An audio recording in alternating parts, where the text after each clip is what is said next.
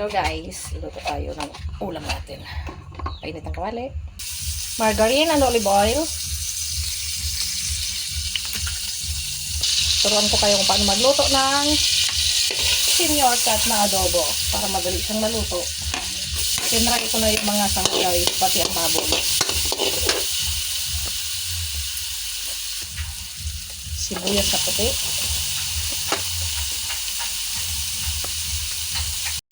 Paminta, dry oregano, ang baboy na pinaiga.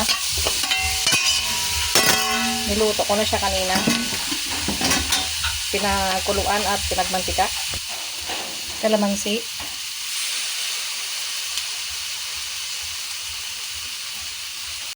Yan lahat ang nalagay ko. Tubig. Oyster sauce para lumapot ng konti ang ating adobo. Soy sauce. Tansyahan lang guys.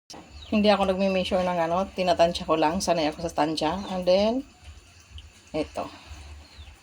Pangpalasa. Ang ating original liquid seasoning. Hindi siya sponsor, pero sinasabi ko lang. Pakuluan muna natin guys, at takpan. Ilagay na natin ang eggplant.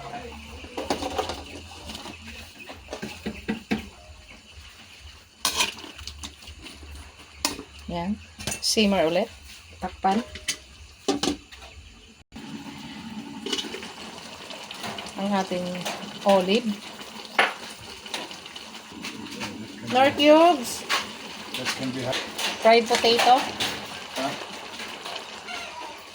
Daon ng sibuyas, bell pepper. At i-mix natin guys. This is my adobo special. Taste. Yummy. It's perfect. Ito yung adobo na paborito ni Christian, ng aking asawang puti. So, luto na guys. Thank you for watching. Please follow, like, and share, and subscribe my channel. And then, ito ang aking special adobo. Ala Lizelle.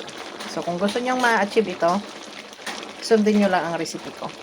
Shoutout sa aking mga followers and Merry Christmas everyone. I love you all. Thank you for watching. God bless you all. Bye-bye.